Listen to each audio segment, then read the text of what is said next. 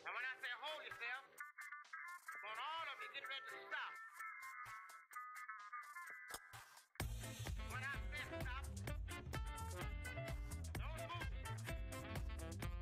And when I say get it, I want all of y'all to go boogie woogie. Hold it now.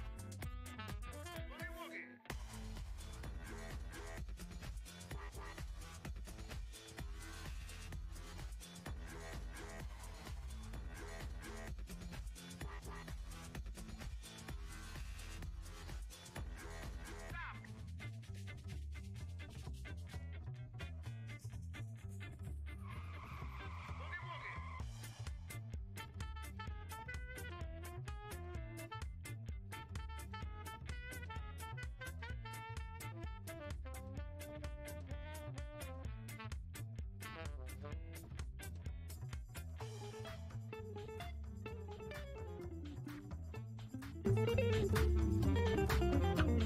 Hello, Internet.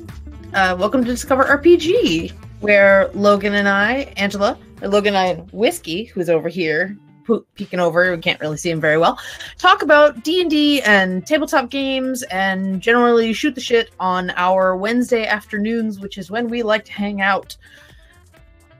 How are you doing, Logan? I'm doing pretty good. How are you, Angela? I'm doing very well. My apartment is crazy week. 70% clean. 70%? I don't know that my house has ever been 70% clean. It's like it's been at 50 for a while, but I cleaned a bit today. I feel very accomplished. No, I really need to have people over more often because that gets me to clean. Motivated, right? No, Tessa takes very good of our house. I'm just kidding. You're awesome, Tessa. Yes, Tessa and Kendall do very good. I think she agrees based on her yes, yeah, her tone in chat. I didn't even see that before I said. I was being playful. I was not. Alrighty. So, as the beat drops, so does our show, apparently. How's the audio levels? We haven't adjusted those since I've changed up things. Can you guys hear us over the music okay? Let us know. Anyway, so anything exciting happening this week, Angela? I am going to a wedding. Oh, that's right. Not my own. Mine has come and gone long ago. But yeah, your brother's ex-mother-in-law's roommate. No. One of my friends from college, he is getting married in Orlando, and I'm going to hang out, not at Disney World. Is this any better still now that the whatever. microphone's actually in front of my face? That sounds great. Oh, I bet it sounds a lot better now. We also didn't do mic checks. That would be why that didn't work. We didn't. But yeah, a friend of the network, Richard, will be hanging out, and we will be going to a wedding. Oh, Rich, And- yes. He's not the one getting married. No, he is not the one Oh. getting married. Got it. Yeah, he's flying in. He does some volunteer editing on Shenanigans. He is an amazing person, and we love him very much. Yes, Rich is wonderful. We're trying to make his job a lot easier than it used to be. I put an alert out today about Shenanigans that said hashtag we are Nerdsmith, hashtag we are behind schedule, hashtag we are working on it. We're So a we're in little the bit behind on Shenanigans. We're working hard on that one. Angela, unfortunately, has been helping me get the website up and running, and we're doing World Emperor and a lot of other things. We're on a So season break, Shenanigans- so it's okay. Yeah, we're on a quick break, and then probably come back in the new year. I'm thinking, January, and then we'll get back on schedule. Then we're also working very hard to learn how to record better, so it's a lot less editing, because Shenanigans, I think, was nearly 15 hours of editing per episode. Yeah. And that's just a little too much. So we're working hard to figure out how to eliminate that. And I think we've done pretty good the last couple of I recordings. agree. So I think it's going to go a lot smoother. It'll be a lot easier on the editing team. You know, in general, I'm really excited about the new year, even though it's General still only excited. December 5th. I've got things sort of tucked away, hoping to do in the new They're called year Christmas with presents, Nerdsmith. Yeah, Andy and I are trying to save money this year, and now that it's being published on the internet, it's announcing we're taking it simple this year. And Yeah, Andy and I are as well. we're making gifts. We are making a big batch of dulce de leche, and then we're going to be giving that out to people. It's real good and really easy to do, but don't tell anybody. Don't tell anyone. Yeah. They started selling it at the grocery store right next to the condensed milk that you use. And I'm like, Andy, do you just want to buy that? He's like, no, we'll make our own. Yeah, you got to do a little bit of work. Sure. Otherwise, it's, I put it in a jar and I wrap ribbon around it. I make an it looks effort. fancy. No. We are as well. This year has been my gift to the world has been Nerdsmith, because that's where all my money Wow. has gone. What a statement. You're I know, welcome, that's- yeah. world. You're welcome. That's what I've been unfortunately putting all of our spare money to. Tessa's been very generous to allow me to do that.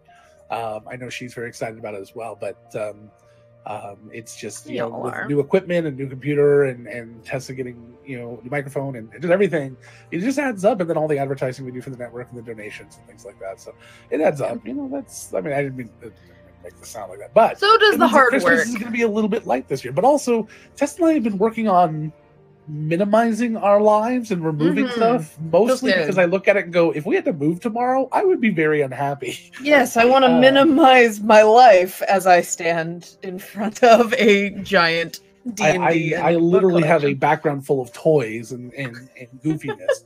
But there's other things, I like I had labels from 15 years ago, Avery labels, that I finally went, I have never used. I always think, what if I need them someday? No, I'm done with that. So we got rid of those. I got rid of a ton of stuff. Tessa's very happy. I found my prom flute glass that was all screen printed. And I Sure. was like, why am I didn't even like high school. I didn't like my prom. I liked 3 people. That was it. I'm like, why do I care? And all I remember about my prom is one of the people I went with got a nosebleed. Oh, And no, he was kind of a dick, but that's it was. I had a prom like, at an okay. aquarium. Ooh, That was Scuba kind of suit? cool. They left the tunch tank open, okay. so you could touch the starfish and Oh, stuff. that's And I'm nice. like, but then there's a buffet 20 yards away. This is insanitary. Yeah, well, I also then years later went to a beer festival, a food and wine festival at the same aquarium. at the same time. Much more fun. Here's That was beer a and much more wine. fun time. Yeah, I bet. You gotta get the seals drunk. We have in town here, not in this town, in the neighboring town. We have there's a chocolate gala they do every year. I've never been. The tickets are too expensive, Yeah. but it's pretty incredible.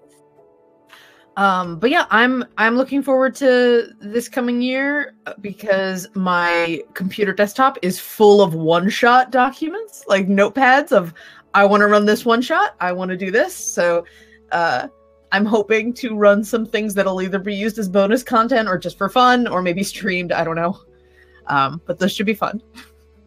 Something I am planning to do after our next fund drive, or our big fundraising for the network drive in April, is to hopefully start taking a second day off to do more streaming with us. So hopefully that'll mean that you and I can do maybe a little bit more streaming, maybe some World Anvil streaming or something. But also, we're hoping to bring on new streamers into the network and people who want to be part of it and start producing for them.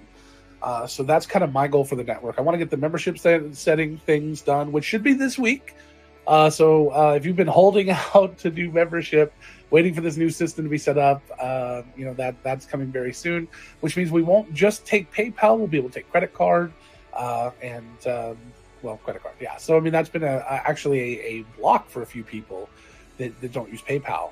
So that'll be helpful. So we'll have that going. And then that also means our store should be coming, which means we can start selling merchandise and things, which will also be very good. And then the new year, of course, my big goal is getting pins going. I would love to start getting our pins all together and out there. So I love it. And the only other two things that I want to share today, some people who follow us on Twitter at Discover RPG Show might be noticing that I retweet a ton from the Dungeons & Dragons spell generator account because I'm a big fan of that account, that they just randomly generate spell names and I'm having fun with GIFs. So nice.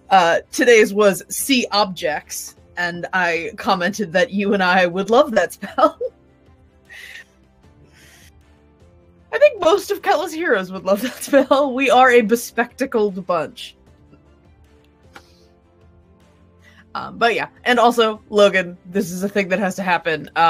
Sammy Ashley, with a 3 instead of an E in Ashley, had a D&D thought that I wanted to share, that wizards sometimes hang out and let their familiars play together, like a play date, but for magical creatures. And that was the most wholesome thing I have ever heard. And I love it to death. So those are my things. If I find something funny, I'm going to do the old-fashioned water cooler, tell you about the thing that I found on Twitter. I love it. But if there's anything you want us to look at, tell us, viewers. Share it with us on Twitter. I was going to say, if you have any topic, I had this later, but actually I don't think I put it on there. But if there is anything you want us to talk about, please let us know. We'll take a look. We'll review things. We've got a fun article to talk about today. Well, we should just go over this. What are we talking about today? So failure is success. All right, so our session plan. Our session plan exists. It is what we plan to talk about today. And sorry, I interrupted you, Logan, for, talking about the session plan. That's all right. Not a big deal. Go ahead. I'm fine.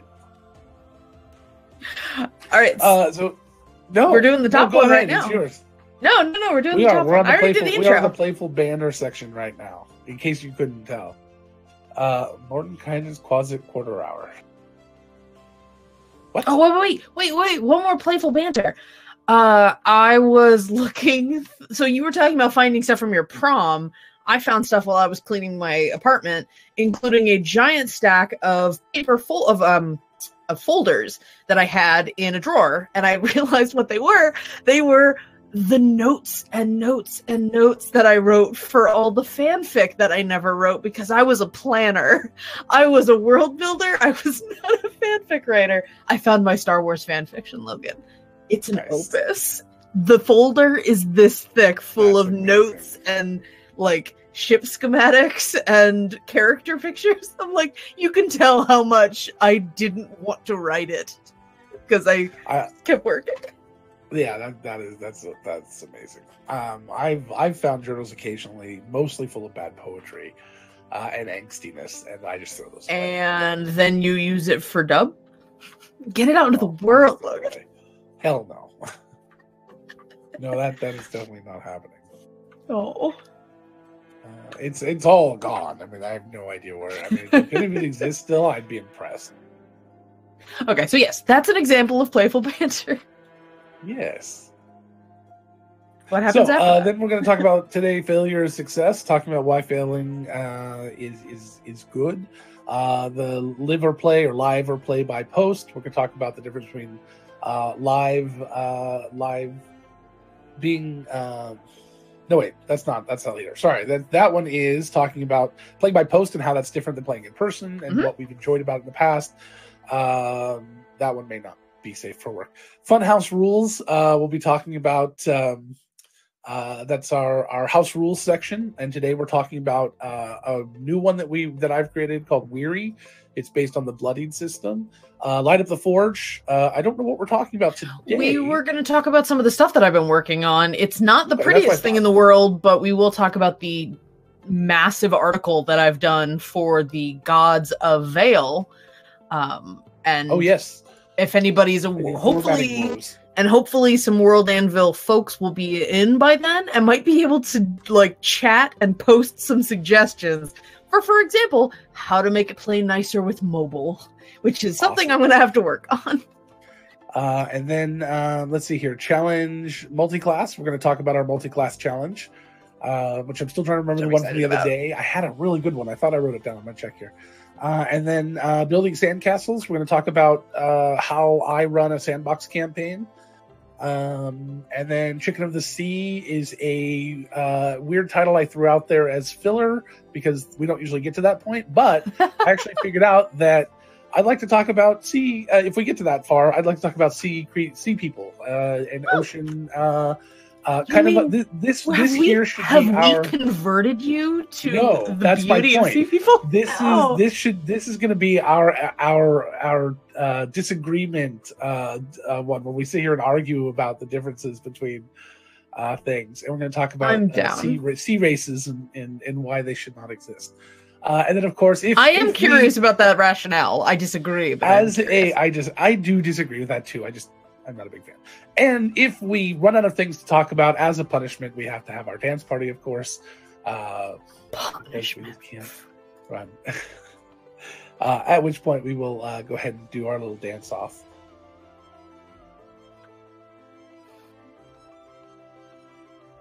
I don't know. I'm looking forward to Aquaman. I mean, Jason Momoa Aquaman might be the one that makes me go, okay, now I see how cool they can be.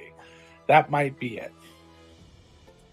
An online treatise on why Aquaman is important convinced me of why Aquaman is amazing. Because in the DC, at least from what I understand, in some segments of the DC universe, there are like eldritch abominations under the ocean, and that is what Aquaman is in charge of protecting the Earth from. Right, fucking kaiju coming out of the earth. I like that idea. I'm also, cool with it. There's a song that compares Aquaman to Batman, and I'm trying to remember the name of the song, and it's freaking hilarious. Tess can help me out with that one. But yeah, that song makes me very happy. I like that. But also I would say that my hatred of underwater people goes back to playing Mario. The underwater levels were the worst thing in the world. So maybe that. I didn't tell you that my dog made he makes noise in his sleep, but he made noise in his sleep that was like bloop bloop, and it sounded like the goddamn underwater level from Mario. That's funny. It was beautiful. I had it last night.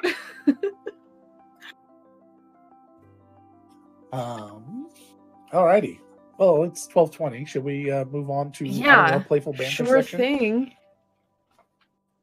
Do you want to go into failure or success, or do you want to we talked about possibly doing live or play by post first. If that one, Let's do live or play by post first. I think Okay. that might actually offer we're a gonna confuse little. the hell out of the audience. It'll be fine.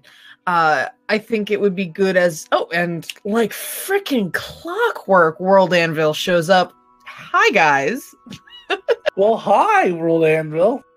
Well, I guess we have to start from the top then. I guess we'll That's start from fine. the top. So we don't confuse people, we should start from the top. That was just impeccable. So we're going to start with playful banter. We bantered for 20 minutes exactly. Everybody shows up. This is the most successful online streaming I have ever experienced. When Secondhand Samurai says something is going to be done at a certain time, he means.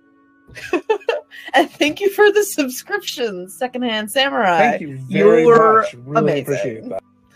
Okay, so failure is success. Let's talk about our first topic. Let's talk about failure or success. Why do you want to talk about failure is success, Logan? That seems like an oxymoron. Because I What used to do be a you power mean? gamer. Thank you, Angela. What the fuck was I set you up. I set you up in a You did set me up. manner. You set me up real good.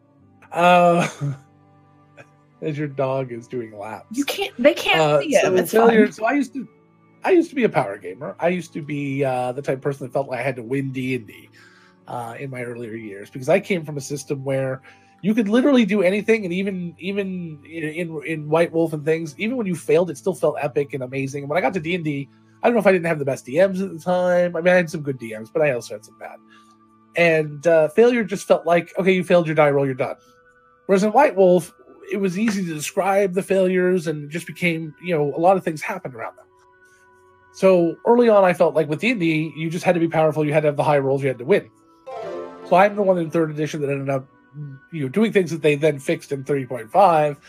So you're sitting there and doubling up, and you've got times 5 or 6 modifiers to your critical rolls on a 15 to 20 die. That type of thing. Not realizing once I got very heavy into D&D and 3.5 and had some really good advice and DMs and learned a lot more. And then even more recently watching Matt Mercer and people like that over the past 4 years or so, learning that failure is much more fun than succeeding. Now, It certainly can as be. a player, succeeding, of course, is enjoyable. You can enjoy the succeeding. You can enjoy winning at the combat. But the failures and finding those moments and those little failures when you roll that nat 1 and enjoying the moment, because it makes a better story. As long as your DM isn't just a complete and total dick. A nat 1 or a failure in a roll or a failure to beat somebody is an opportunity to make a moment in a story that stands out and you should remember for a very, very long time. That is why I like saying that failure is better than succeeding, or failure is success. I've played with players, and I don't really check players' roles, but I've had played with players who pretty obviously just kind of set their roles to whatever they wanted. They'd roll and they'd cover up their die and hide it from other players or me or whatever. If that's how they have fun, if they want to make every roll and succeed, fine. For the most part, if it's not a too serious game, I just kind of let that go through. But I try to get through to those players that when they fail, those dice rolls, when they fail, those moments become important to who they are as characters. If you're a character that just succeeds at everything they do, you're a boring character. And no matter how much you look cool or are grim dark or whatever, if you succeed at everything you do, you are a boring character. That's just the way it is. You look at any literary work ever. The characters that fail, the characters that are bad at things, are the ones that stand out to us the most. I mean, look at somebody like Han Solo. Han Solo was horrible at a lot of things, yet he's one of our favorite characters. And it's I don't know. That's where my mind comes from in those moments. So I just, from a DM perspective, I try to make sure that any character's failure means something. I can't always do that, especially playing 5 nights a week, and with the amount of failures that get rolled some nights, you can't do that every single time. But it's important, especially if the player is struggling, to make them understand, and this comes from you, make them understand why they failed. So like they rolled a 1, don't just pass it on and let them go, okay, you rolled a 1, you missed by, because that gets boring, especially if you miss 3 or 4 turns in a row. It's like, I'm just horrible at this. Great. talk about like the toughness of the creature, describe why it's just difficult to get through this. Don't make it their failure, make it something else that's blocking them, so they have something to kind of achieve over, and or something to point at and be like, look, this wasn't my fault, something external to me did it. It helps players from beating themselves up too much when they're dealing with a dice roll. It's not their fault to begin with, but it can sometimes feel like it is. And those failures, absolutely. And those failures then make the successes that much sweeter. When you finally get that moment. I'll tell you, while there are some major combats I've had that are memorable because they ended rather quickly, the ones that take a while, the ones that have the failures in them, are the ones that I cherish because they felt real. There's some that are out there that are cinematic. There, I can think of a couple in previous games we don't have any access to, but they are basically cutscenes in my head. It's like the big bad shows up, everybody runs out, they take a couple of actions, and then boom, they're dead. It's like, okay, that's a cutscene. That's not cinematic. That's not being a part of it. And the players love it, and that's great. But we might as well have just done moments at that point and just said, well, here's how were you amazing? Not rolled it out. Like, how were you amazing? Which has its time and place. I don't want to crap on that. Absolutely has its time and place, but it shouldn't be the big bad last fight. Now, luckily, in those situations, they weren't the actual big bad last fight. They were just one of the big bad last fights. That's why I couldn't let them sit at that. One way that I would counter that it's okay for a big bad to be toppled easily is if the point of your game is they have struggled so long and so much that this is the culmination of all that hard work. That look at what you were able to achieve because of how much you went through. And that's a fair way to interpret a battle. It really just depends on what you're finding that your players find satisfying.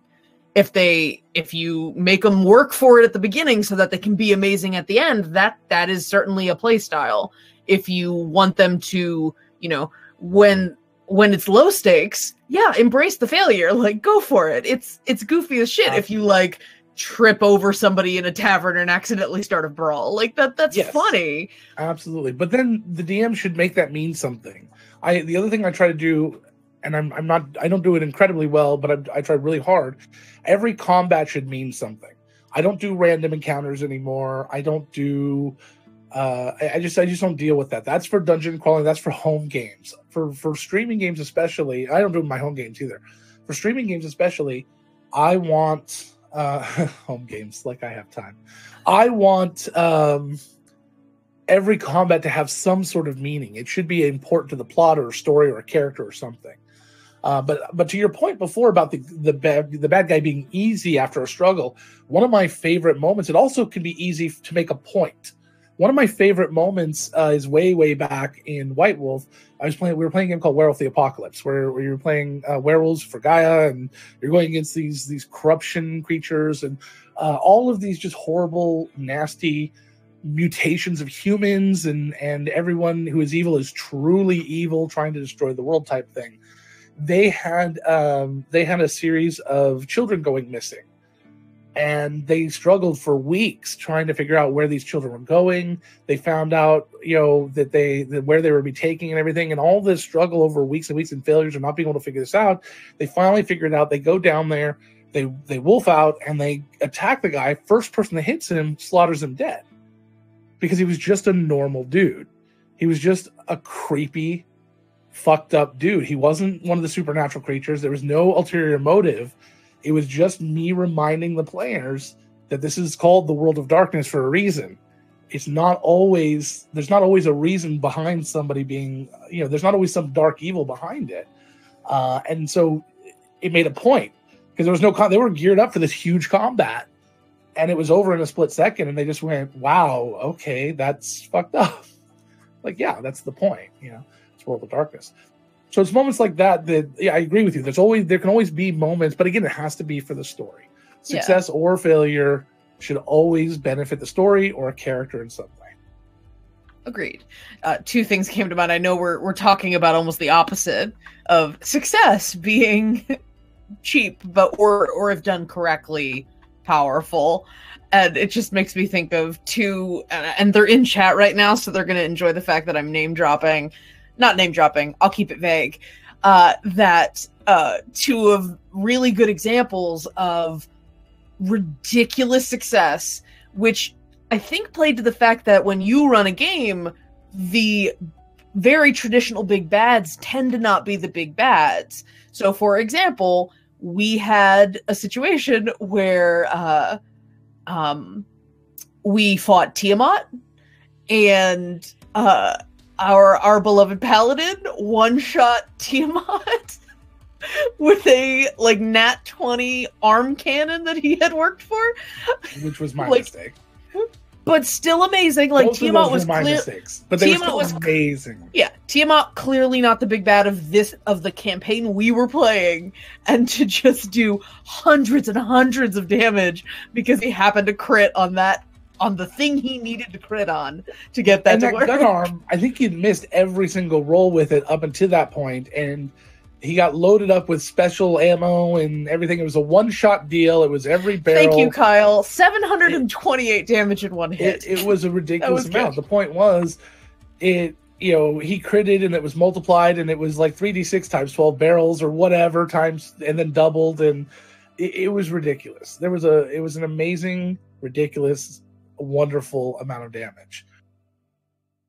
Oh, and he was in large. That's right. So the dice all went up. Yeah. That and our dear beloved druid blowing Orcus's dick off.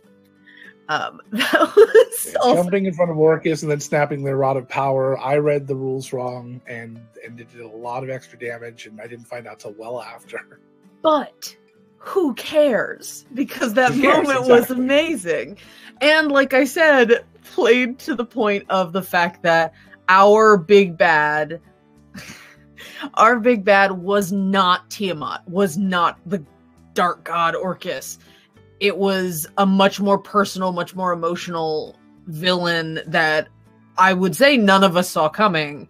And it was so much more powerful to be like, look how amazing we are. Look, we're pretty much gods. We're almost level 20 at this point. And then this is the struggle we have to deal with at the very end. It was very, very powerful, but it didn't involve the big monsters that are traditionally those figureheads of they were there campaigns. They were absolutely there, but yeah, exactly. Your struggle in the end was not about fighting the big bad. Your struggle was against your biggest struggle in that game. Your real villain in that game was how you chose who was going to sacrifice themselves at the end, because those sacrifices had to be made once a night for 7 nights in a row. And those decisions, although in the end you made a very logical conclusion, anyone who had children gets to stay alive. And it just happened that 7 people didn't have children. So it worked out really easily in the end, but it's still a hard thing to think about. All right. So let's try to wrap it back to failure really quick and see if we can talk a little bit about what we want to do. Probably a video, a short video about that concept. I think that would make sense. Sort of trying to give the advice that embracing struggle, embracing failure is both a DM and a player skill. And those are definitely, I think we could flesh that out into some examples, and then maybe some suggestions for how to turn failures. What are some things to keep in mind to do that on the fly? Your comment about making something or making the encounters matter. Don't just do random. That have things in mind when you plan this stuff out. That failure doesn't just mean a stop. It doesn't just mean a wall. It means something else appears. And sometimes you can have that veil of, it doesn't matter if they win or lose, you create the path to get them where they need to go based on failure or success in a particular challenge or scenario. But you could also have, just divergent stories that could start happening if they failed at something. or just, didn't succeed. They just didn't do the thing that on the surface looked like what success would be. Yeah. The best sum up I can say is when a character, as a DM, when a character fails, turn that into development of some sort. Help them turn it into character development or turn it into plot development as best you can, even if it's something small. You can find almost in any situation you can find some way to do that. But there are failures out there that are some of my absolute favorites, and in the time it felt like everyone was giving these people a lot of crap, and I haven't asked permission to tell the story, but I'm gonna tell them anyway because I love Mike to death. Keep the names out. Then you. It's too late. Well, this is one of our live shows, so it's an episode. It's recorded for forever. But they were over a gorge, and Callie jumped to the other side and got attacked by a roper. Well, the party on this side got attacked by a roper, and Michael got on his bear, and in a moment of beautiful success, to the point that I thought he was pulling a Mario Yoshi, he jumped over the gorge, got about halfway, and then I thought he was going to leap off, or he used Misty Step to leave his bear behind, his bear mount, and make the rest of the way. But he corrected me in saying that as a paladin, anything he cast on himself also cast on his mount, and the mount went with him. Oh, it was a beautiful moment, though, but he had the only light, and not a single one of the other party members had dark vision. So he left 4 party members sitting in the dark to go and help Callie, with taking the only other light with him. It was a beautiful moment of success and had a beautiful moment of failure. And it was a teaching lesson for the entire party. And now every person that didn't have dark vision from there on out would carry a light source with them. Yeah. And learn from my mistakes. Perfect moment. And I like Mark's comment was like, I can't be the only one with a light. You've got to be kidding me. I was like, exactly. Why would he even think that nobody else would have a light? How are you all? Mm-hmm. And it's one of those things that, unfortunately, if we were all there, and somebody had only one person had a torch, we'd look around and go, okay, guys, wait, this is stupid. But unfortunately, that's the way gaming works sometimes. And for some reason, it got brain farted for the hour-and-a-half walk to get there to think about extra light. Yeah, that's a good example. I think something else to talk about with players embracing failure, it also, you made the comment earlier that if you win at everything and you succeed at everything, you run the risk of just having a boring character. There's no twists and turns. It's just a steady uphill movement. And I think it depends on the player or the character build, but you can build characters in which you have a lot of investment and you love them, but you're not afraid of them failing. Because you know that can be funny, or because you know they can handle it. I've had characters that I'm, paralyzed with fear at the idea that they would fail because I put a lot of myself into them and I gave them a certain level of dignity. And you take it personally when they can't live up to that expectation. But when you build a character that does not have that hang up, you can have a lot of fun with failing. I love my bugbear Eldritch Knight.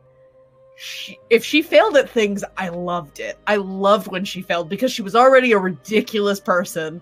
And to just add on top of that, okay, now you got to put something in her way. It's awesome. And sometimes you get some really cool improv character building moments out of just coping with the fact that you failed at something.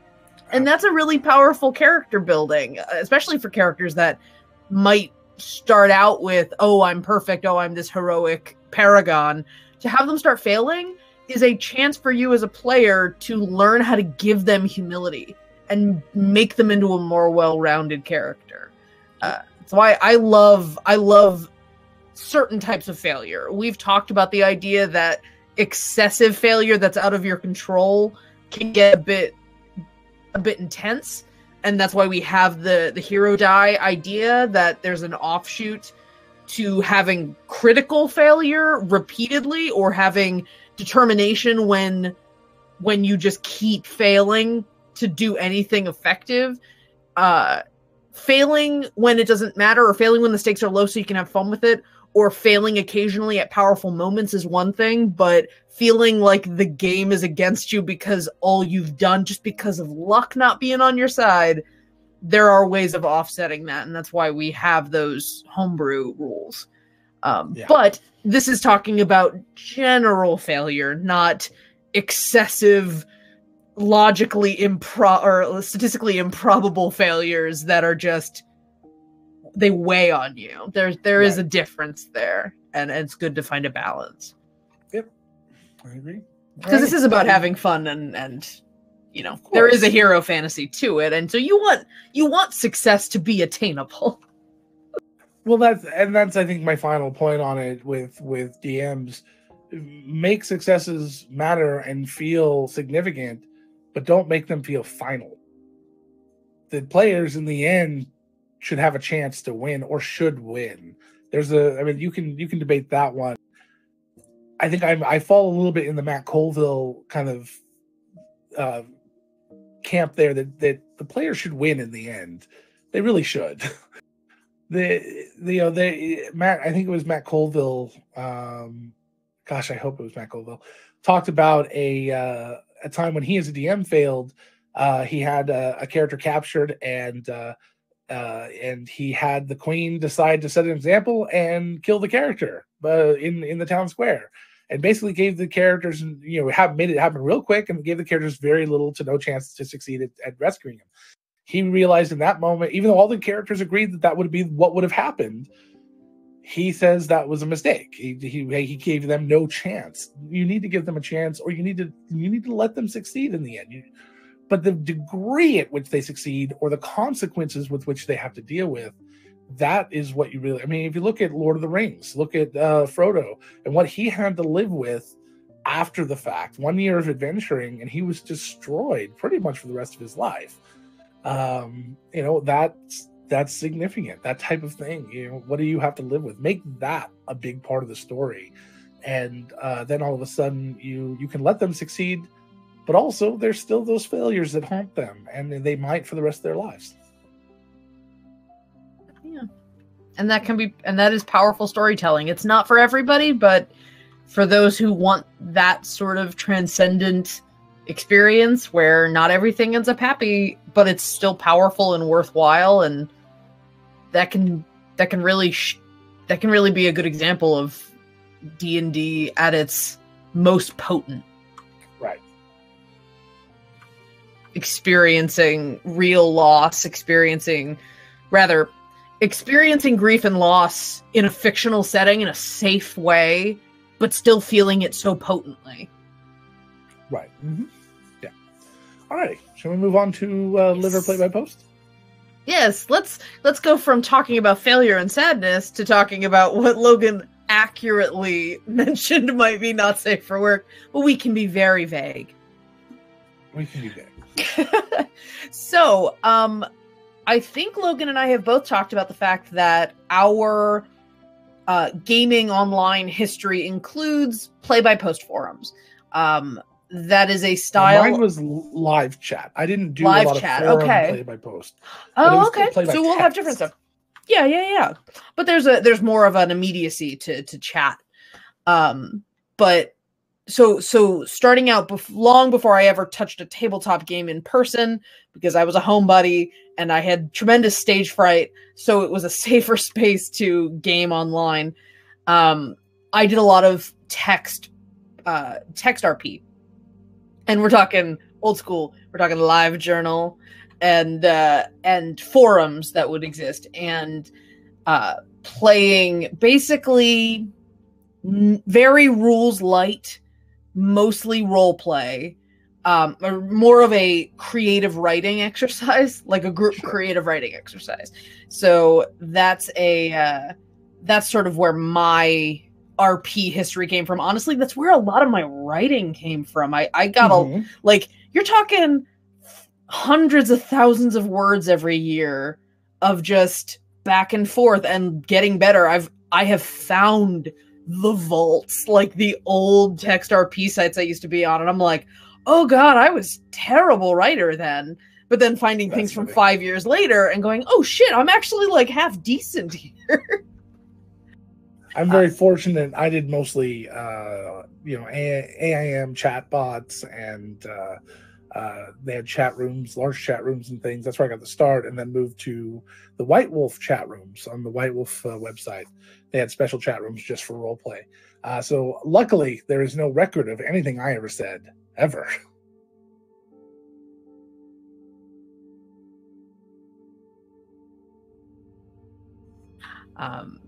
But yeah, so I've got, I mean, I copied and pasted that shit into Word documents at a certain point because it was fun. But yeah, we did anything, and that was an extension of like fandom writing too, fanfic writing and things like that. But God, I probably played dozens and dozens and dozens of those when I was younger. Some of them turned into novel characters, so I'm like, oh, pluck, and then just made them my own and took them out of like being a Buffy fanfic and turning it into an actual just urban fantasy story that I was writing. Oh God, I've admitted it out loud. Most of what my experience comes from no DM. It was all freeform role play. Oh yeah. So there was very little structure to it, which means a lot of it ended up turning into very sexual content fairly quickly. Ours was all shipping. We were all shippers all the time. Yeah, which as a teenager was great. But then you get to a certain point, you're just like, okay, I'm kind of done with this. Can we get back to actual role play? Yeah, right. And it's really hard to kind of find that in the chat-based role plays, at least the sections I had. I tried to get into a few games with DMs, and I found I had the same problem there that I did in real life. Back then, I was very much more a DM than I was somebody who wanted to play in someone's game.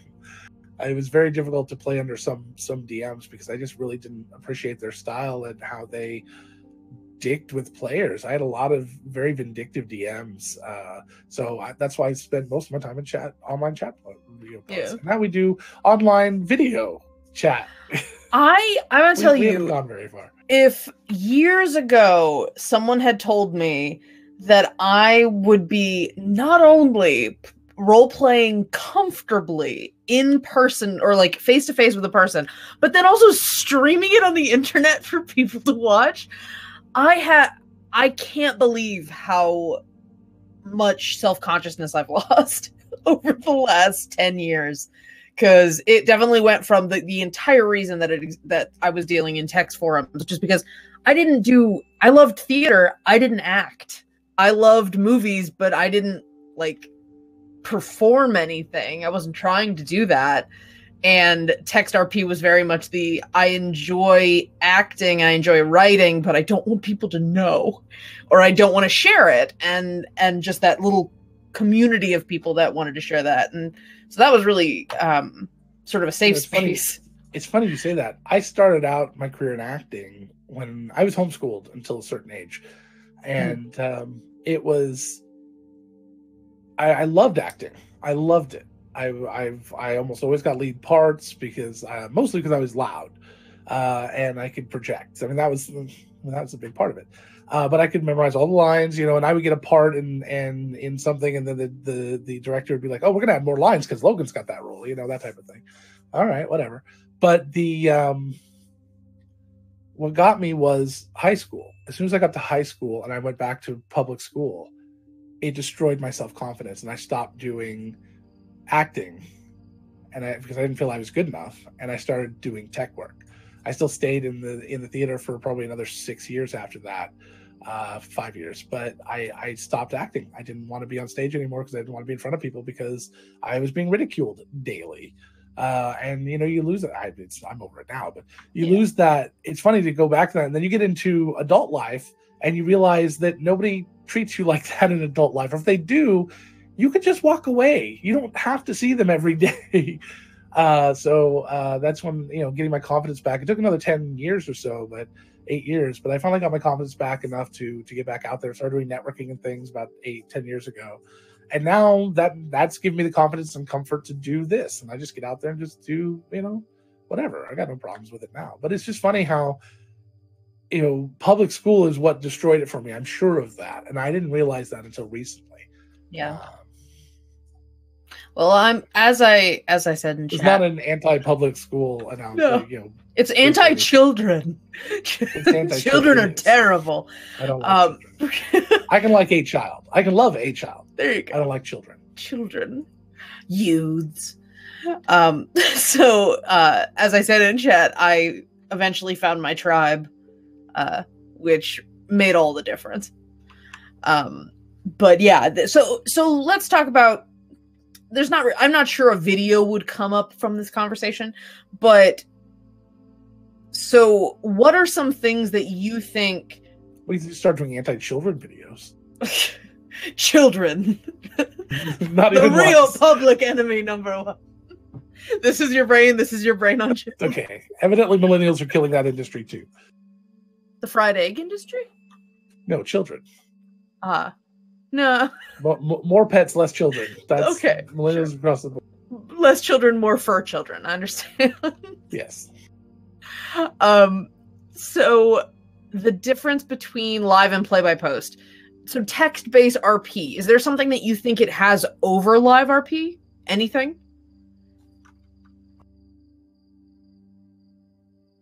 It is a lot easier. Yeah, but it's going to be a weird one. It's different. It is a lot easier to do sexual scenes. No matter what level, there's even innuendo flirting. It is a lot more that. difficult to not become a 2-year or not become a 5-year-old when you're not in face to face. Yeah, you can do more serious versions of that style role play when it's text based because it's almost like reading maybe a trashy romance novel or something, as opposed to tee-hee. We're sitting here in person. Two people that obviously are not interested in each other that way, and it's just kind of weird. It's easier to become a part of your character and think about it that way. I think that's one of the big factors. Sure. No, I was going to say my writing style at a certain point was the guidance counselor and 10 things I hate about you. Like that level of romance novel writing. It's also easier to do, I would think, any strong emotion for me. Doing anger is one of the hardest things I have on camera. I can do sadness a lot better than I can do anger. Anger, because I'm not an angry guy. But when I'm text-based role-playing, even though I'm chatting, it's a lot easier to express that anger because I don't have to actually make the face or actually look upset or actually be loud. I can just type it out. So I think in those respects, if you can get as much emotion from words as you can in person, which is very, very hard to do, then I think that it kind of succeeds in that area for me a little bit.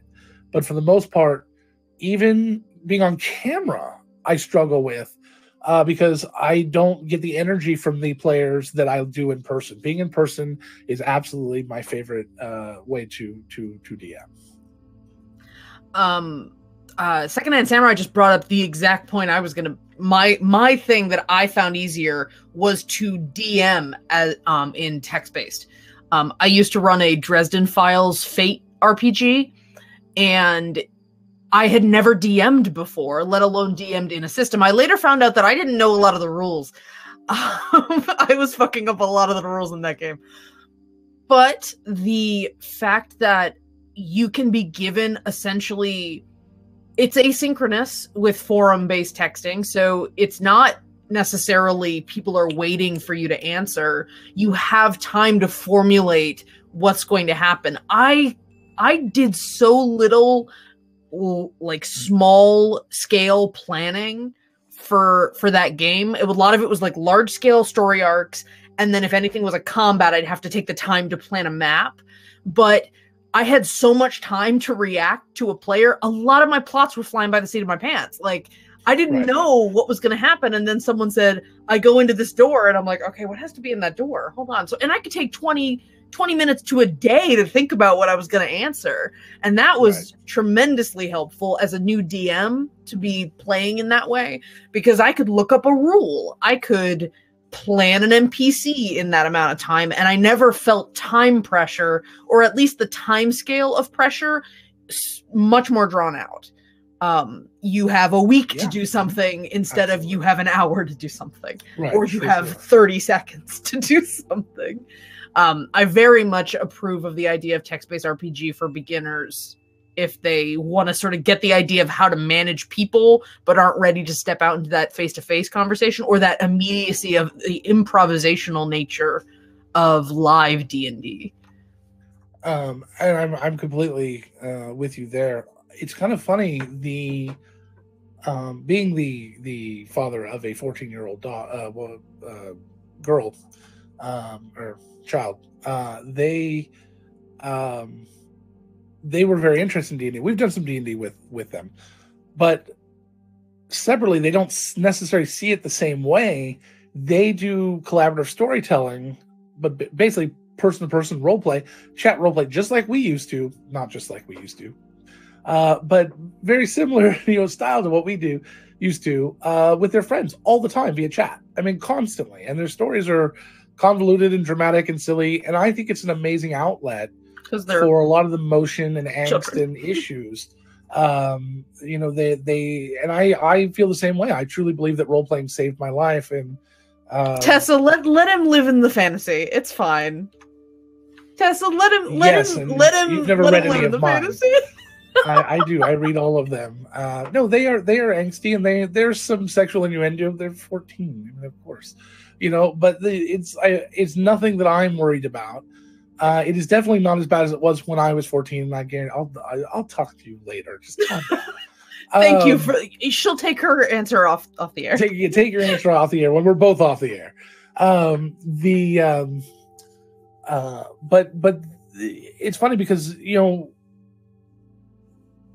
we've talked to her about them. We tell she knows that we read. They know that we read them, and we've talked to them about them, and we sit and we talk about these characters sometimes, and how she puts her emotions, her feelings into it, the exact same way I did back then when I used role playing as an outlet for all of mine. And I truly believe that the role playing saved my life. I don't think I would be here. I don't think I would have made it to the end of high school had I not discovered role play. So it's amazing to see them doing the same thing now, but it's very different. It's so casual now. It's like every one of our friends does it. It's just accepted. When I did it, it was something I didn't tell anybody about. And now it's more of creating OCs and doing art of their characters, and it's incredible to see what they do just for fun and goofiness and because they want to. And it's role play is becoming an accepted norm, and chat role play is kind of the way that it starts because they're all connected. They all have the phones and oh god, that sounded old. They all have the phony things and they type and. But yeah, it's really incredible. I'm very excited about where chat-based role playing has come and how it's just kind of proliferated the youth of the world. That's it. I'm done. You're having more fun in chat than you are here. I just made the best pun I've ever made in my life. Anyway, because I'm not going to go back and explain the jokes that are going on in chat right now. If you join us live, you can see the goof offs. That's what you get from not being here live. Yes, in parallel or to watching the restream. All right, can we move on? Yes, we absolutely can. I didn't mean to dredge up our dark souls of our teenage years. All right, so the next segment we have is Funhouse Rules, where we talk about different homebrew rules or house rules that we have. Specifically, we have in Countless Heroes, but if anything has come up in other games that we've run or other people have run that they want to talk about, we bring it up here. If you want us to take a look at a rule that somebody else has and you want to opinion on it, we can tell you that. We will shamelessly steal it if it's good. Mm-hmm, absolutely. So today we wanted to talk about the weary condition. Now, this came about, correct me if I'm wrong, Logan, this came about partly because of the nature of combat in D&D 5e. That I don't remember offhand if this is explicitly rules as written, but when you get down to a certain amount of HP, it is often a term used to describe that person is they are bloodied. And a lot of times when you're deciding the nature of combat and violence in your game, it isn't always productive or useful to say every time you fight people, you are breaking skin and chopping off limbs and literally bloodying someone. That's not necessarily the nature of violence in every world or in every game setting. So let me explain a little bit of how I understand it, and I have not done extensive research into it, but I can point you to the guy that has. If one of the mods would mind going over to Matt Colville's channel, he does one, I think it's just titled HP or hit points or something. That is an amazing listen. I haven't listened to about the first 20 minutes of any Matt Colville because he rambles, and I love him because he rambles. And sometimes I want to listen to it, sometimes I don't, but he tries to get to the point in the first 20 minutes. So hit points, he says, came from from the war games, like D&D did in general, came from wargaming, and originally hit points were for battleships. And for a battleship, pretty much a battleship never really was taken out of commission until it was sunk. So hit points made a lot of sense. There was no varying degrees of damage. There was no varying degrees of efficiency. It was either working or it was sunk. So that's where hit points came from, evidently. Matt Colville has a lot more on this. So when we take hit points over to our world, to D&D, they kept that similar feel. It's not hit points, and this is from the beginning of D&D. This is not anything new, but it's just always thought of as just straight damage. Hit points are your luck, your ability to keep functioning, your energy level, your ability, they're basically like, if you're familiar with the spoons analogy, they're your combat spoons. How much combat can I do before I'm just done? And there's only so many times you can, dodge, duck, dip, dive, and dodge, out of the way, before you're going to get hit. When you get hit, when you actually go down to zero, that is when you've actually been wounded. That is when somebody stabbed you and you went, oh crap. Because once you've actually got a knife wound through you, you're pretty much out of the fight. You're sitting there holding your wound and you're done. That is the nature of what hit points is intended to be. And you can read all about that. It's in the DMG or the Player's Handbook. Damn it, Logan, you sunk my paladin. So that's just what it made me think of. So my goal was to kind of find something in between. Bloodied was an excellent system for 4th edition. 4th edition had a lot of good systems. That was one that I adopted into my 5th edition games. Bloodied is you're at half hit points, so people can tell that you are struggling, and the healers can come through and help you out. That's the idea. So you visibly start struggling. But I thought there's a problem with that. First off, hit points don't make you bloodied. You don't take wounds necessarily. And I wanted to represent that better. Now, you do take some. I think it's a combination. You take a little bit of wounds, you get a little cuts and scrapes and bruises, but you're not necessarily actually, taking serious wounds until you hit zero. Once you hit zero, then you're like, oh, crap, I'm down, obviously. Except unless you're certain classes. But my point was, I didn't want it to represent bloodied. I wanted to represent something different. So I thought it has a lot to do with your exhaustion level, not the system exhaustion level, so we couldn't call it exhaustion. So I decided to call it weary. You look weary. You look tired. You look like I'm running out of energy. But also, I realized different people are going to hit that level at different times. So I allow the players to decide when they want to announce that they're weary. So they can do it at 10% damage. They can do it at 90% damage. They can do it anywhere in between. They could decide to never do it. Their characters might be just so stubborn that they're like, I'm not going to show my fellow characters any weakness. They would not show any of their party members weakness. I am never going to show them that I'm weary. And at some point they just drop, and the other party's like, we had no idea. He just seemed like he was doing fine. And turning HP into a character building moment was just so sublime when I made that connection. I was like, oh my god, that's awesome. Right. So this system itself reminds characters that it's not just wounds, that you're actually taking just kind of energy and emotion and luck, and it's just running out. Like Matt Colville, I think, says, like, so when Thogdor, the Burdinator, does a breath weapon, but you dodge out of the way. Well, you dodge out of the way, and the fire just kind of just runs right by and heats up your arm a little bit. You don't take any damage, but you still lost hit points because you're like, crap, that was a little too close to call.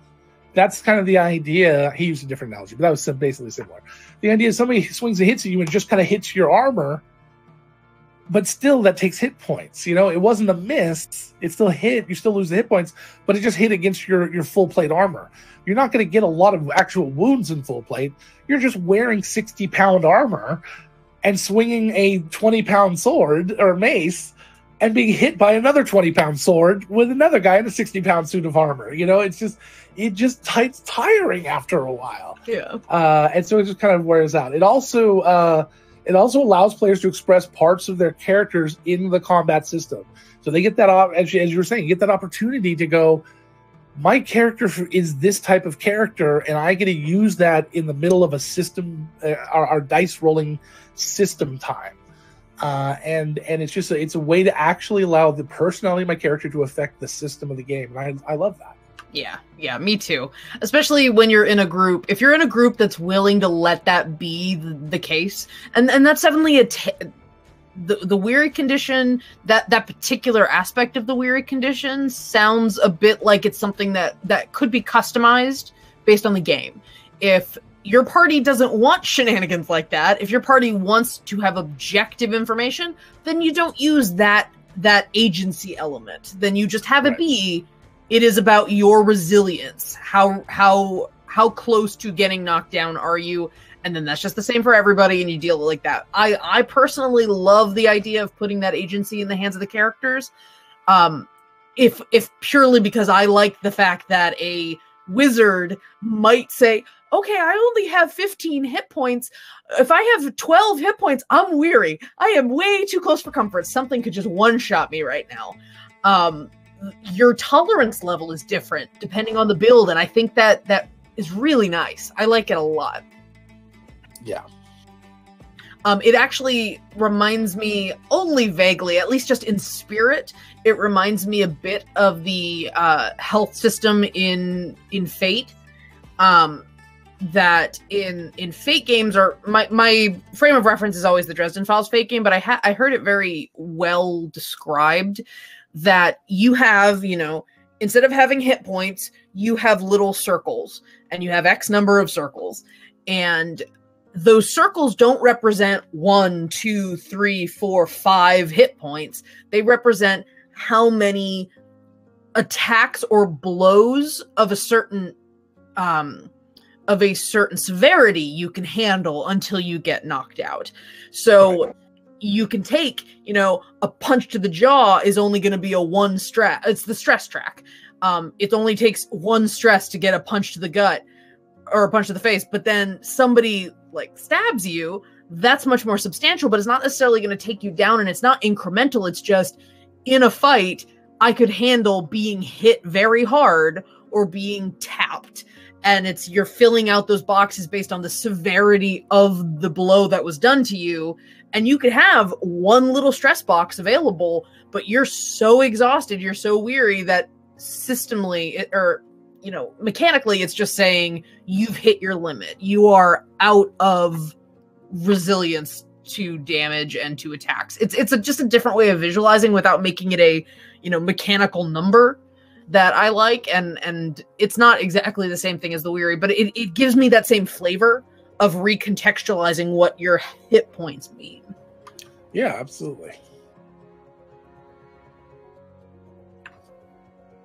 Pin in subject. I think the weary homebrew or the house rule is really nice, and I definitely want to put a video together about that one. I think that'll be a good one to do. No, I think that's one of my favorite ones we've come up with yet. It's subtle. It's not turning everything upside down to get it to fit into your campaign. You can very easily implement it into a game that is midstream. No pun intended. So shall we move on? Yes, let's move on. What's next? Light up the forge. I'm excited. I'm so proud. I've been toiling in the World Anvil mines for days, and I'm excited to show off what I did. Yeah, you've been going crazy.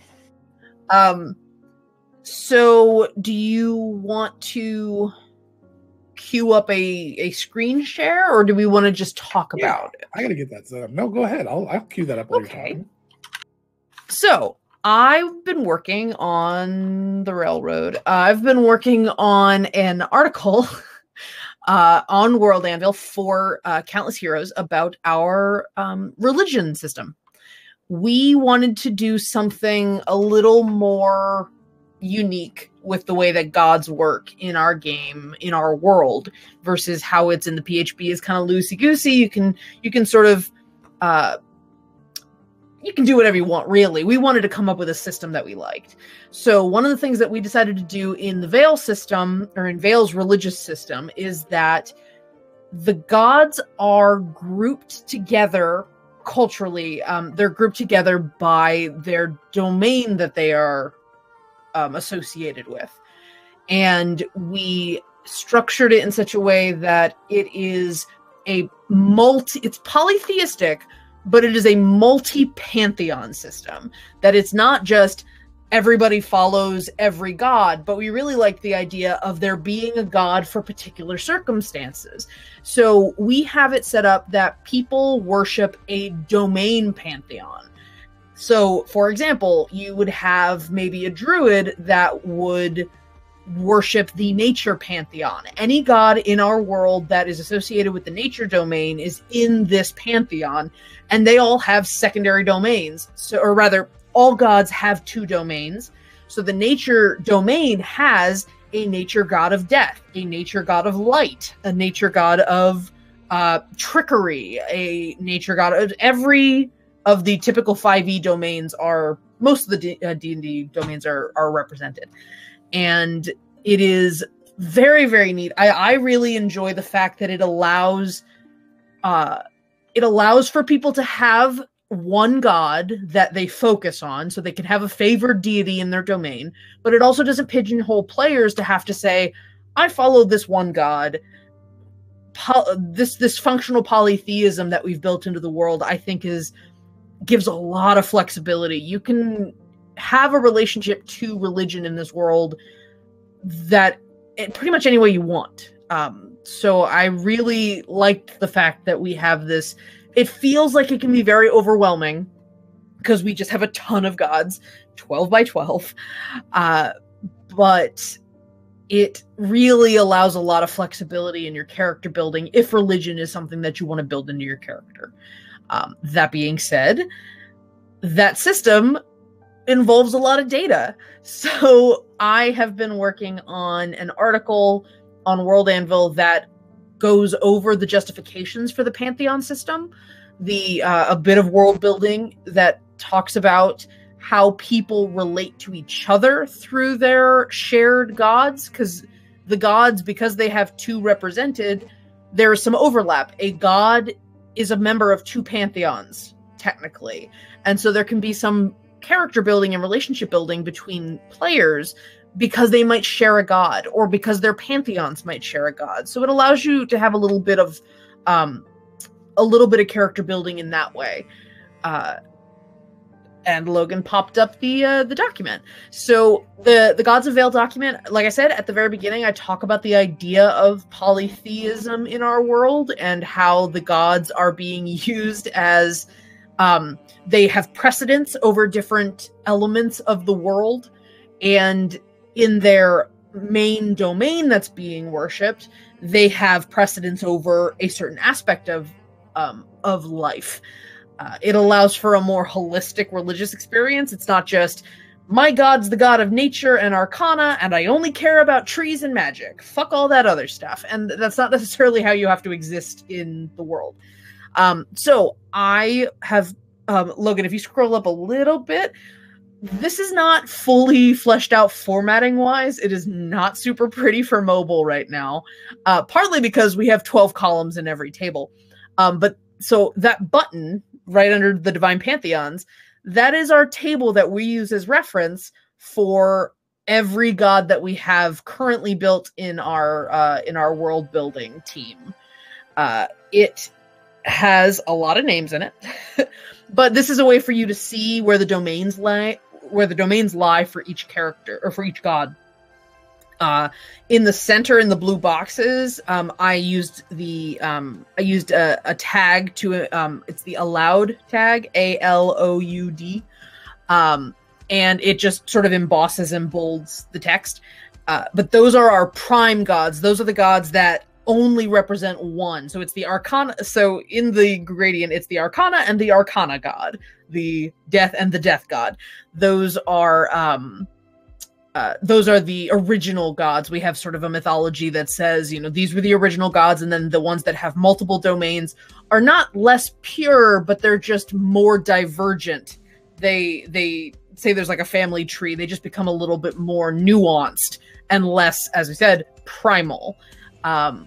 So all of these names and the domains next to them, I think the domain names are clickable, but all the god names are clickable. I used anchors in the code to allow you to click on any of these, and it will take you down to either the Pantheon description or the individual god description. There's two sections. The first section's all the list of domains, and then I've recreated the table there so you can see a little more broken down which gods are in which domains. And so you can see the pantheons. And then when you click on... seem to be working, the gods do not. I might need to fix some of the anchors. Yeah, I got to fix some of the anchors. This is very, very tedious on the back end. Let me see if I've got it available. I used an online BB code table generator to do this. I will post it in the description. Here it is. I used the following. It'll be in the description for the video. Basically, I had a Google Doc, and it was a Google spreadsheet, and I had built these tables in that spreadsheet, and then I put all the code for each cell, and then I copied and pasted all of that into the generator that I put in the chat. So it was still tedious, but it was a lot easier to put it together when I had something building the code for me. HTML and BB code work very similarly to make tables, but it is tedious work. So on the screen now, you can see the primal pantheon. Those are those original gods that don't have a secondary domain or don't have two domains. And our sort of creation myth that Tessa wrote. And we allowed for, Logan, if you scroll up a little bit to the previous pantheon, we have some information about each pantheon, and that stuff's getting fleshed out still. We have things like what some of their temples or holy orders might be called, or the ranks and titles. I need to kind of decide if I want to rename that, but it's what would somebody in that domain or that temple have as a higher up? Who would what would a high priest be known as, or what would their title be in that hierarchy at the temple? Just as a way to give people some formal names or some formal titles when you're creating NPCs that might belong to these domains. And we're going to be building some of these out. Right now, we only have a little bit for Arcana right now, but all of the domains are going to have a bit of flavor for the perspective on the world. That if you're a member of this domain pantheon, if you follow a particular pantheon, here is what the worldview of many of the people of those pantheon worshipping tend to be. So Arcana, talking about the idea that magic is part of the world. Magic is just infused in everything, and you see it everywhere, and you're comfortable with it. And that is sort of where your values and focus are how magic is harnessed and how magic helps the world exist and that sort of thing. And that tends to be your focus, or that's just how your community, how your religious community is built on this value system that prioritizes the arcane and magic. And so we'll do that for each of the domains as a little bit of world building to understand what the culture in those groups and those societies would be if they were based on a particular pantheon of worship. So yeah, the first section is all the pantheons. I made a little table of contents area, and then we have all of the currently created gods. We haven't filled out that table. You'd see a lot of blank spaces because we just haven't invented them. We left the blank spaces so that as our players are creating characters or as scenarios are being created, Logan really likes getting us involved in the world building, especially on the fly in session. He might ask us to help build something. We're leaving those blank spaces because we haven't needed to have a god that represented that yet. So as we need those things, we'll fill them in. Or as somebody comes up with a cool idea, we'll fill it in. And so we've got the basics of any of the gods. Not a lot of them have set alignments. And I'm not sure about you, Logan, but I don't know if some of these gods need to have alignments. It might just be optional. Since we like to sort of play with morality in the game. I'm not a huge fan of alignments, but we might talk about how they lean, or we might start, if we ever develop our own sort of morality system, we might look at that, since you and I have talked a lot about that. Sure. Yeah. We talked about alternative alignments. Yeah, we did. And then notable followers. So I'm including any links to characters that are in our game that are notable followers of particular gods or pantheons.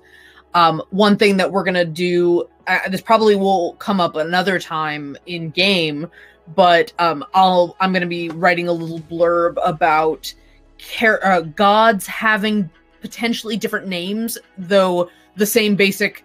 If in our world gods exist, they are a fact. They are not. It's not a matter of faith. It's a matter of who are you loyal to. It would stand to reason that different cultures would worship the same gods without realizing it and come up with their own names for them, their own myths surrounding them, their own sort of symbology for them, but they're still essentially worshiping the same gods. We have a couple of gods in here that are explicitly belonging to some of our homebrew races, and they're in the pantheon, but what we will probably end up doing is giving them a alternative name that is more locally known in Cinderhaven, a la Roman versus Greek gods, having different names but shared purpose between those cultures. So the Chitons have slightly odder names than, or rather not odder, but the names are in a different style of language than the Cinderhaven stuff, or the stuff that is not from Lamina Island, not from the Chiton culture. And so we might come up with different names for those gods and put those in this document that says, colloquially known as this, but the Chiton know them as this. And then maybe we'll have some disambiguation between the two for a couple of them. There's only a few that really fall under that right now, but just so that it doesn't make sense that an entire culture that would be isolated from a lot of where our campaign takes place, it wouldn't necessarily make sense that name traveled, that name is just the fact of it. If we're going to allow people to have different, we already have people with different myths and different perspectives on the same gods. So I have to write a little blurb about the fact that some of the names might be different in different places. One thing that Logan and I and some of the world builders in Vale have talked about are the fact that we want to write some of this stuff, or maybe add little blurbs from the perspective of, okay, you want to play in this world space. Here's ways you can use our ideas in other campaigns. Here are ways you can modify what we've done to fit your own homebrew setting, and that's the backgrounds of some of our homebrew races. These gods would definitely fall under that. If we have some things that never came to fruition in our game, but we thought, hey, if you want to use it in a different way, here's a way to spin this concept, just as sort of brainstorm fodder for people who might want to use this as a campaign setting. Right.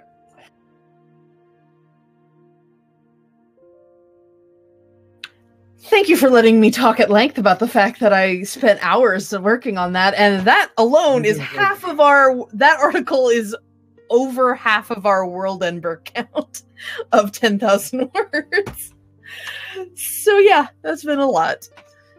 But I'm so excited to finally get some world building out for people to look at. We have done so much background work. More, and that doesn't, I mean, that's only what we've already written. That doesn't include implications and exposition from the games themselves. We've just done literally so much world building. We do it so much as we go along that we're gonna have an insane amount of stuff on World Anvil when we're all done. What, 60, 70 NPCs right now in our spreadsheet? I think we're higher than that. I mean, I just introduced 4 last night, so great. I'm so happy. And I don't think that spreadsheet has so great that they exist. Red or Akamon on it or chicken. A few people are missing. We'll go over I think there's it. Probably but at we're least hoping 20 people missing. Probably. I'm very much looking forward to filling those out. No, really. One more thing. The Gods article on the World Anvil. Yes, Second Hand Samurai Go is my next project. The Go article is my next project. But the article that I made there was a general article, just the generic article template, which is just one box and you fill it out. So I was using like a Word document to just type everything out. I added the code and then I pasted it in. So I'm not filling out any boxes when I made that one. I built that one custom. But there are certain article templates that I will end up using for other things. But some of these reference articles need to be very specific, and so I had to do them sort of custom. And we'll get to that. And I'm sure that Roll Anvil is willing to adjust things if you need them, because they seem to be willing to do that a lot. I noticed a couple of things, and I'll send notes. There's a couple of things that I think could be worked on, but I won't call out on stream. That's not polite. But they've been amazing since we've been working on stuff. And if we ever see something, we say something, and they are incredibly responsive, which is incredible, unbelievable, and incredible. And I'm very, very thankful. And to be clear, we are not sponsored by World Anvil yet.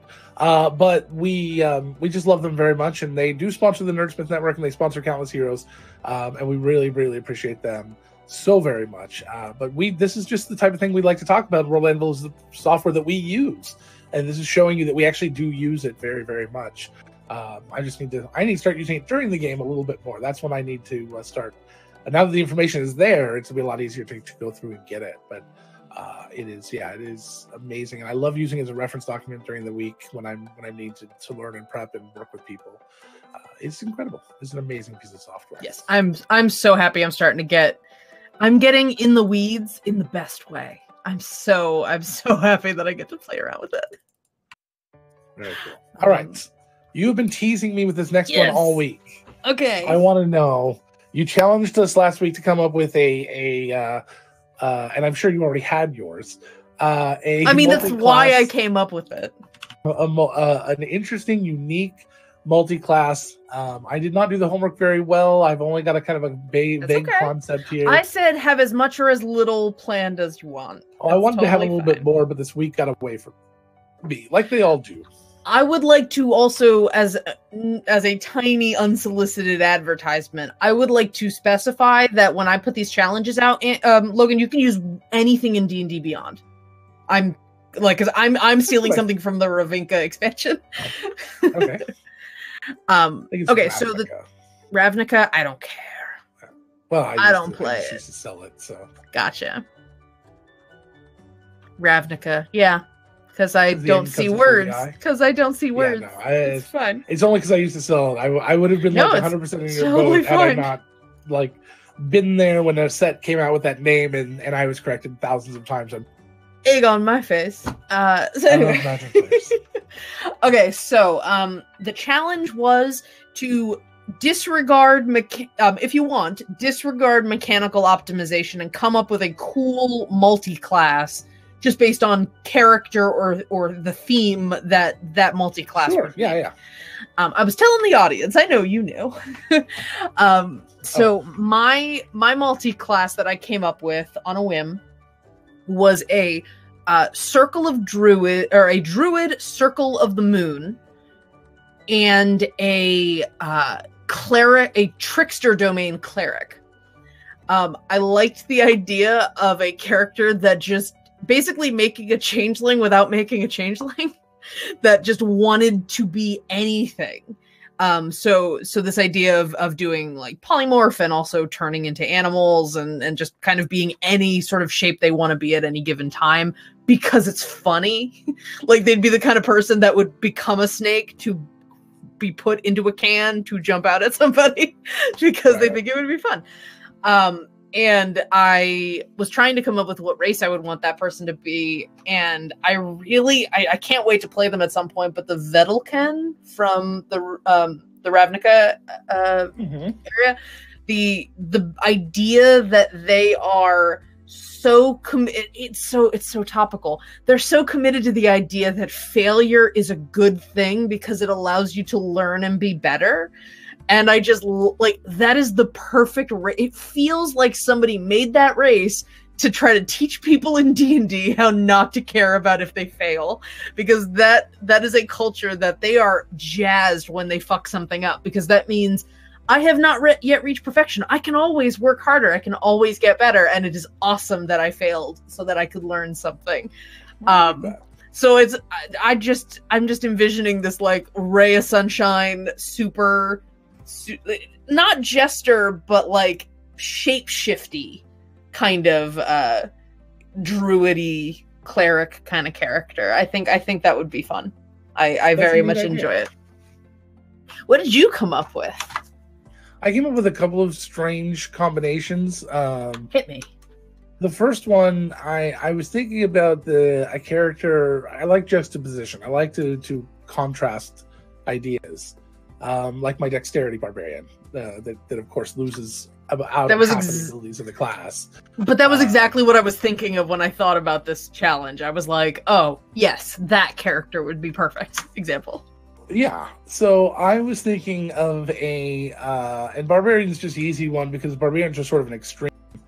So I was thinking of a frenzied barbarian cleric, and this idea that they would frenzy, lose complete control due to anger or to whatever, but then be so remorseful that they had to learn how to heal people because they wanted to be able to stop the damage that they had done, especially if they attacked allies or in a bar. I think they started down the path of cleric because they may have lost their temper at a bar one time. Someplace they were with friends, they lost a game of darts or something, and then all of a sudden their buddy was in a bloody heap on the floor next to them, and that's when they decide, well, I need to learn how to be calmer. I need to learn how to try to remove that part of myself. And so they go and they start studying. They started cloistering themselves and becoming a cleric and healing from there. I didn't think much about race on that one. The other one that I want to do is not necessarily multi-class, but it is a Loxodon assassin. Because I love the idea of an elephant sneaking around inside of someone's home to kill them. I am sneaky like Pachyderm. I just want to see this gigantic, sneaky elephant roll an ad 20 on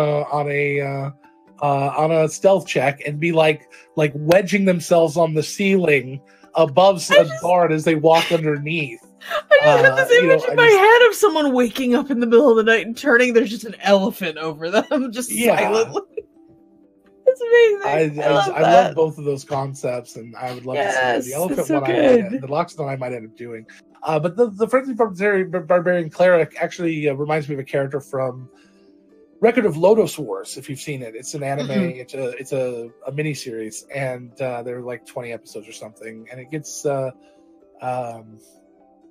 The last few episodes I'm not a big fan of, but the majority of it's really good. And they have what I would call a true frenzied barbarian in that where they completely lose control, will attack enemies, but if there are no more enemies, they'll attack friends. They've got a friend, he's got an ally that keeps him calm. And they have another one that's a cleric there that is just a very passive, peaceful cleric. And I love them both so much. I thought putting them together would make a very interesting character. And a character that would be in a constant sort of mode of trying to improve, trying to change. I like that But dichotomy, but it's as hard. a storyteller, I would also make sure that their frenzied side comes in clutch several times, so Sure. that they can never totally abandon it. They can't be like, I can't give Yeah. it up. We need it, you know. Yeah, And, yeah. and then you keep them in that state of constant battle with themselves, which is why you build a character like that. It just reminds me of literally something I saw today on Tumblr, which was when the paladin, or not Tumblr, Twitter, when the paladin makes your You didn't see barbarian. anything on Tumblr. It's all gone. No, nothing fun on Tumblr. But when the paladin forces the barbarian to apologize for beating up a guard, and it was just Lilo from Lilo and Stitch. It's like, I'm sorry I tripped you and bit you and punched you in the face. I love it. Nice. The only other multi-class I had come up with was from when Will Crossweight ran the Bard only campaign or one shot for the Cantata Pansophical. My second choice, not my goblin sea pirate or swamp pirate, who was delightful, but this other idea that I had was I've been referencing Dresden Files a lot today, and I'm going to continue to do so. Go for it. So I had an idea for an ASMR paladin slash bard that is the College of Glamour. And I had this idea of doing, I promise Kyle, I don't think I'm spoiling anything. Kyle's like concerned about Dresden Files spoilers. So there's a concept in the Dresden Files series involving the Fae, which is the Knights. Knight. The summer and winter courts each have knights that represent or that like champion for their queen. And they're like a warrior that can be chosen from the Fae or from the mortal realm, and their job is to fight for their queen. And so I had this idea of an ASMR that was like less of a summer knight and more of a summer squire that was raised among the summer court, and has this idea. It was an Oath of the Ancients paladin, so all of the magic had to do with sort of Feywild stuff, and the College of Glamour had to do with sort of learning illusion magic, and so it all sort of revolved around this elf theme. But then I also liked the Protector ASMR has this sort of divine beauty thing that they can do to like sort of bolster the party with like it inspires them essentially. So it's sort of an offshoot of the Bard thing, but also an offshoot of the Fae thing. So I like this whole vibe of just, I am gorgeous. Just that whole idea with this Protector ASMR. So that was the other one. A lot less silly and goofy than my druid cleric trickster person. But I also had that, so I like that one a lot. Very cool. I like that one a lot. Alrighty. Me too, Secondhand Samurai. I want the next Dresden book too, but I'm patiently waiting. Is it not out yet? Yeah, I mean, there's like 20 books. Oh, okay. And I can just go back and listen to all the audiobooks with James Marsters and his wonderful, wonderful voice. He's so good. Sorry. Sorry. So let's take a quick moment to talk about I don't know where my brain was going. We didn't put the article in the list. Why was it? It's not on the Airtable. Oh, I messed up. I'm sorry. It's okay. It is. I just didn't make a short description of it. What do you mean? It's got a title. It's the very last of the upcoming, but I didn't make a title for it. I didn't Yeah, see it. my bad. Got it. Oh shoot. Anyway. All right. So, Logan, do you want to intro the magazine it comes from, or you want me to intro? Yeah, let me do that real quick. So the other day I was tooling around World Anvil, their Discord page, and I really hope that in the UK tooling is not a horrible thing. And we came across. I was browsing. I was looking around. I was seeing things with my eyeballs. With my eyeball holes. And I came across a world building magazine called World Building Magazine. And I don't know what issue they're on. This is the December issue. But how many issues? Let me see. Volume 2, Issue 6. Volume 2, Issue 6, called Magic. And other topics. Magic and other topics. And other topics. And I thought this was an amazing magazine. We tried to reach out to the creators to see if we could have permission to talk about it on the show.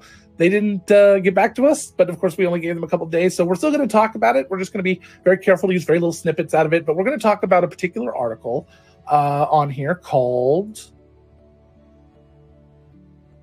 "The Limits of Magic," and basically by Terry Herc. By Terry Herc, Herc. It's on page 21, and it proposes a very interesting question.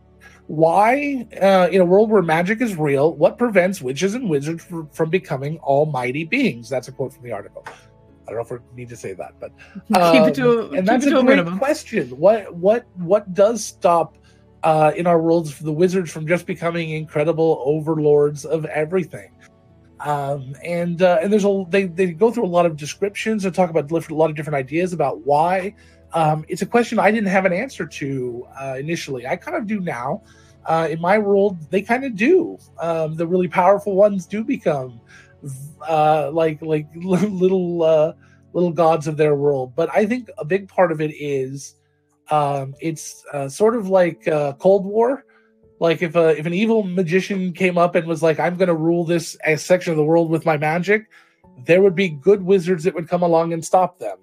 And in the end, a wizard is only as powerful as their preparation in my world. If they aren't ready for something, they can't stand against a fighter of the same level or a barbarian of the same level. They might be able to get away, and they might be able to go, get retribution, but standing toe to toe, not necessarily. And if you throw another wizard in the fight or something like that, there's other issues. Evil characters in my world tend to not have loyal followers that are loyal to the end. They are loyal only as far as it will not kill them. So you don't get the same sort of extremism as you do from the followers and assistants and other fellow adventurers, evil adventurers, as you do from a good adventuring party. Those are the reasons in my world why it doesn't happen often. But this goes into more like real world examples of in our world why it doesn't happen. Yeah, I really, really enjoyed the fact that this article does a nice job of breaking down some of the world building. Surprise, surprise, a world building magazine article with good info about world building. But when you write a story, you might or plan a game, you might just say there's a super powerful wizard, or there's someone who's really good at this kind of magic.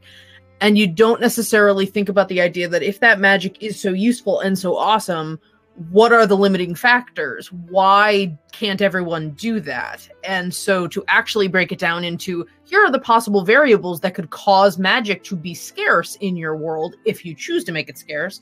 Having it not scarce opens a whole new can of worms of, all right, everybody can do magic and there's no limit on that. What happens? And how long does it take for the world to blow up? So as I mentioned earlier in early editions of D&D, it was limited by intelligence. You couldn't cast a spell higher than your 10 plus the spell level intelligence modifier. So if you didn't have an 11 intelligence modifier, you couldn't cast first level spells. That was or something along those lines, very similar. At least I think there was more of a chart that you could look at and see what you could cast, but they loved their charts back in AD&D. But that was their way. They limited it back then. Yeah, they so the article talks about the idea of barriers to power and how there were 6. They've listed 6 basic barriers to power that you could consider for your world, and I really like maybe a combination of these could certainly be part of your world building. But so the 6 categories that could be the things that limit people's ability to cast magic or limit the access to magic could be location, knowledge, patron, materials, capacity, and time. So what you're talking about with the intelligence, that falls under probably knowledge and someone's natural capacity for casting magic. That And they some do- people just don't have access to the scrolls, don't have access to the books Right. or the teachings that would tell you how to do that. And they do a really good example of using real world. You keep saying real world. I don't think that fiction. word means what you mean. I think it means. Well, our world, like instead of talking about the possibilities in game, they use like examples from books that exist and writers and authors and different reasons.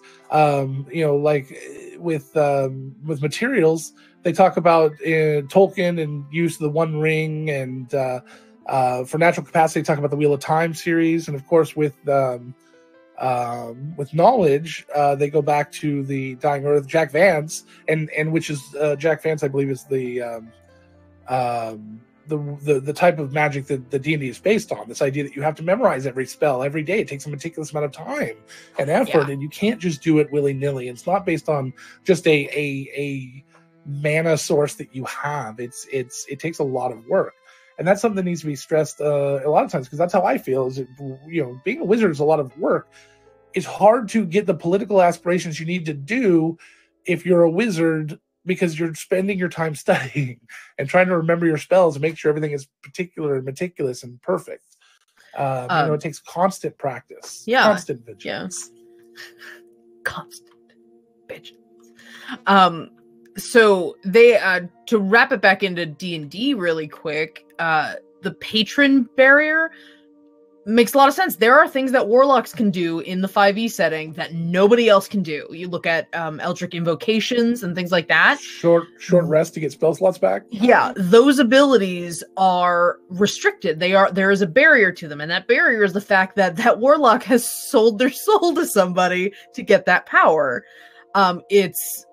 It's a very, like, I'm writing a story that has that the ability to do something is limited by the fact that you have to have some sort of goodwill and agreement with a higher power to get that ability. I mean, heck, divine magic is the same thing. You need to have a loyalty and a connection to a higher being in order to get access to some of the things that clerics can do that other species can't, or other race classes can't. There's exceptions to those rules, but also before my life, I would never consider taking away someone's warlock abilities just because they upset their patron. I worried about that. I have no qualms about that anymore. I would absolutely do that. I would make sure they have just ask our friend. I absolutely would make sure they have something in exchange. That they get some other abilities or something, or allowing them to multi-class or something. But there's the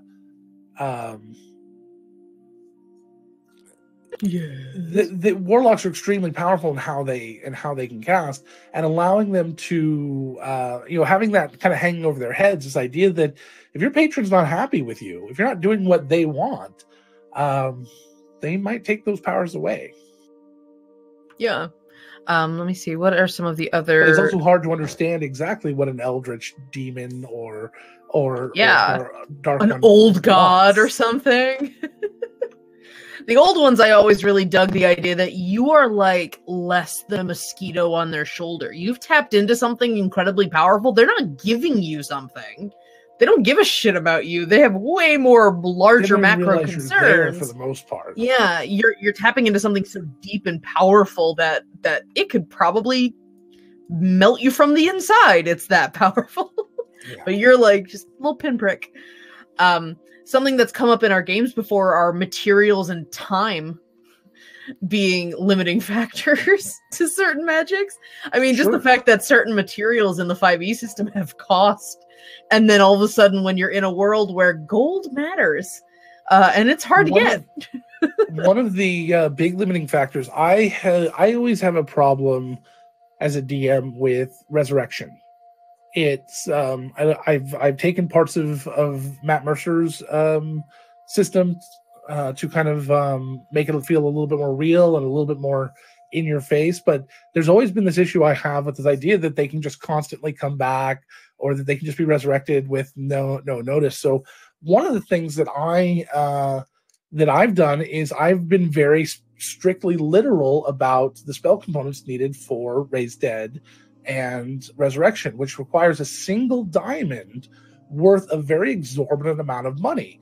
Even 500 gold, you think is a year's salary.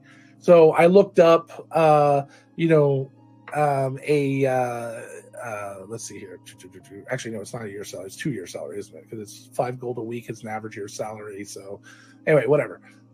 250 gold a week. Yeah, that's 250 gold per year. So you double that. So 2 year salary, an average 2 year salary is about $50,000. I looked up $50,000 diamonds in our world and saw how big they are and went, okay, that diamond is extremely rare, especially in a world that doesn't have mass mining and things like that. So if we truly believe that diamonds are a rare precious stone and it's not just some company inflating the price, which is what we kind of have to assume, because especially if they're used in powerful magics, otherwise they'd just be everywhere, it wouldn't be a big deal. But the idea that they are that rare, it's hard to find. So I've added this other layer to it. So when they finally get a resurrection or a raised dead diamond, they're going to hold on to it. And they're going to be like, okay, is there something else we can do? Because this took a lot to get to. Yeah. To the point of that, they've stopped looking. Even though they have a couple of ways to get it, they don't want to use them.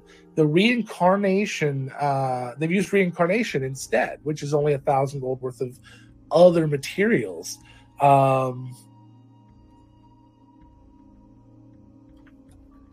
So let me see. Sorry, I just got distracted by the chat. That's fine. But anyway, so the that's how I've limited the magic in my world for material components. In a particular one I've struggled with. So they've turned to reincarnation, which I didn't think a lot of people would want to turn to, but they have, and we've had several people that have been reincarnated instead.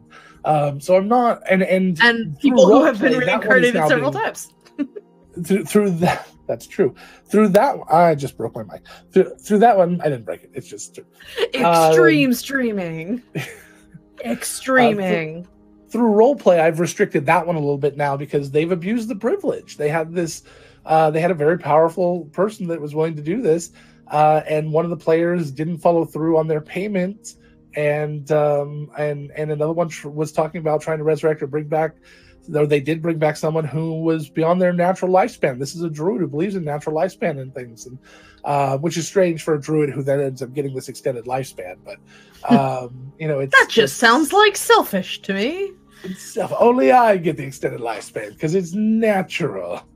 But yeah, so this article, and I think the one of the people from the magazine just popped in. Thank you for being here. We really appreciate it. Sorry we didn't hear back from you. Hope this is okay. Seems like it is. The only other thing that I noticed when I said materials and time, and I hadn't actually thought about it, when I heard time as one of the barriers, at first I thought, oh, well, yeah, maybe magic just takes days to cast, like when you're trying to enchant something or, doing teleportation circles and stuff. But it actually also about meant like what I was talking about. Time of the year, like calendar time of the year. Oh, I see. Magic being magic. The example was Last Airbender that, firebending is weakest during a solar eclipse. That's a great idea. And so that the idea that maybe certain types of magic are more, I was literally just thinking about playing around with this idea for a one shot where you have characters that have magic that's based on elements or specifically based on the weather. So if it's raining, certain characters get bonuses to their magic because their magic is revolving around the rain or revolving around water. So I was literally the other day on a dog walk thinking about this idea, partly because it was raining and I was miserable trying to think of something else. And I really like this idea of maybe environmentally dependent magical abilities or magical bonuses that I don't have the mental spoons to plan a system that would do that, but a one shot certainly could be fun to play around with that idea. I also look at it like the nerds like me and other people in high school who were too busy studying to go out and party. It's like it's hard to become a god or a god level magic user overthrowing the entire world when you're too busy studying and trying to make sure your spells are perfect and learn new spells, and it takes a long time to research all of that. At least it should. It shouldn't just be always as easy as, oh, I got this, I'm just going to scribble it in my notebook. Yeah. But thinking even in the materials component, think about just what the wealth disparity in your world. Where the hell would do I be. get bat guano? Well, just the wealth disparity. How many people have other shit to worry about than sitting there studying all day? Like, I have to feed my family. I have to survive. Not just, it feels, hate to say it like this, it feels very 1% to have the time and leisure ability to just focus purely on arcane magic, or like you dedicate your entire existence to that. And some people just aren't willing to dedicate that time and effort if they have other shit to do. Which is why we need to have socialized education, so everyone has a fair chance to become a wizard overlord. Everyone should be a wizard. Everyone should be a wizard. Do you think Hogwarts had tuition vouchers? I mean, Harry was rich. They just sort of hand-waved that from the get-go, that he didn't have to worry about tuition. You don't need to worry about money ever again. Your parents took care of it. This was J.K. Rowling making a textual footnote. I don't want to deal with Harry Potter and the summer job. Yeah. By the way, random tangential plug. Everyone who likes Harry Potter should read Harry Potter and the Methods of Rationality, because it is the best extended fanfic novel. This thing is like 70 chapters. It's so good. And there is a point in which Harry, from the moment he discovers he has gold, that wizarding economics are broken, because silver is worth more than gold, technically, and so you could just take the galleons. Like, basically, he was just figuring out how he could break the wizard economy and take it over, because one of the systems of money is, in its raw form, worth more than the coin that is technically worth less than in the system. That is funny. But yes. Yeah. No, I think there's some. I think there's Harry Potter too. Harry Potter. Harry Potter. Every wizard poops. You know, I've been in bathrooms that had Harry Potters. They were a little weird. No. You know what? Like carpeted. I mean, it was ridiculous. Barring the play-by-post discussion earlier, this is the most not safe for work moment in the show so far. Thanks, I hate it. I should put glasses on it and put a little scar on the top. Jesus. So I'm with that. No, seriously, I want to know. Am I the only one that's run into that in my life, where people have carpeted their toilet? Oh, you mean the seat? Yeah, like the seat is carpeted. Okay, I thought you were being just gross. No, the seat. No. Sure, yes, grandparents all the time. Nowadays we get heated seats. Interesting. I was watching. Okay, it's a weird side challenge. Now that we're talking about toilets. This is the last thing we're talking about. By the way, we have 2 minutes, so that's awesome. This is the culmination. This is what I'm talking about. There is this this very strange video series I watch on YouTube. I don't remember what it's called, but it's all about new inventions and things. One of them is a toilet seat that you close down and you flip a switch, and it has a brush come down and it cleans your toilet for you. I'm like, that's a neat idea. And they're like, but one of their big selling points is it is nearly very discreet, nearly invisible. It makes the toilet lid 6 inches tall. I'm like, what are you talking about? Nearly discreet. I'm like, it's ridiculous. The other two, I've seen two. That's my Loxodon. That toilet seat is the Loxodon assassin of the world. Totally discreet. Gigantic. You'll never see it. 6-inch tall toilet seat. Jesus. I've seen so much. Why has toilet technology been a topic of conversation multiple times for me this week? I don't know. Because I saw that somebody invented a robotic arm that lowers the toilet seat lid. Like, it just pushes it closed after X number of minutes. Rude. Well, like you're walking away, just says, dunk, dunk, dunk, dunk, dunk. That's your reminder, asshole. Yeah.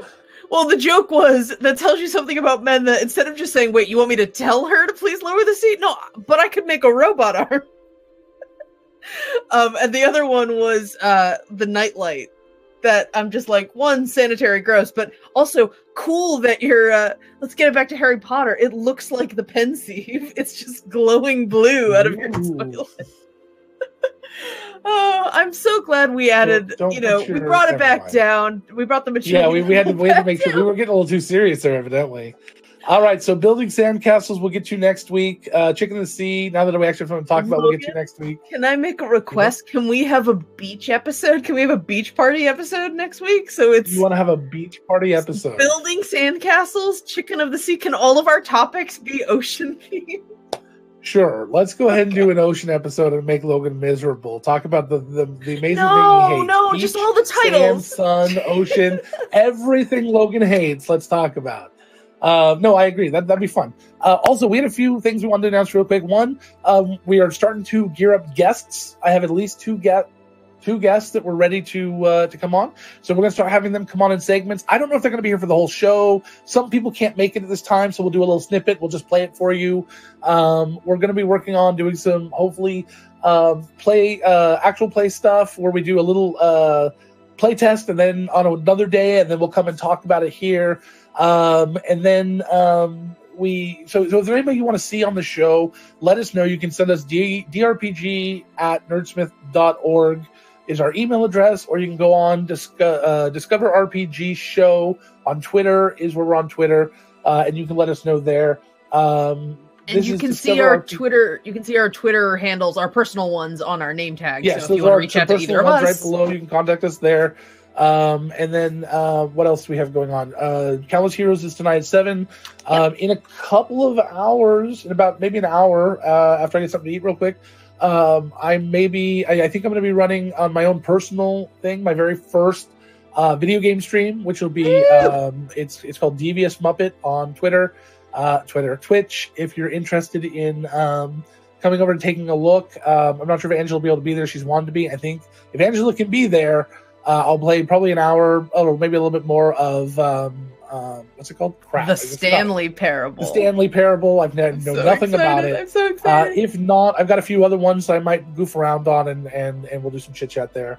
A link to that, I don't. I guess I could get that in a second if somebody can find it real quick. And then, of course, tonight, 7 o'clock, we've got Countless Heroes. This is episode 80. Week 18, episode 80. We do it 5 nights a week, except this week we're taking Saturday off, but we do Tuesday through Friday at 7 p.m. PST, and then on Saturdays at noon PST. So there's that, and then that's pretty good. Unless you want to come up with a challenge for next week. Make an ocean race that Logan doesn't hate.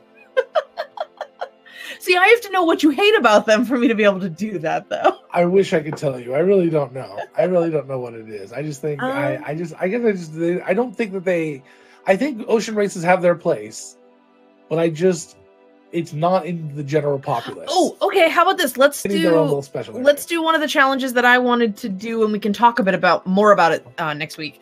What about the adapting a movie or a TV show to a one shot?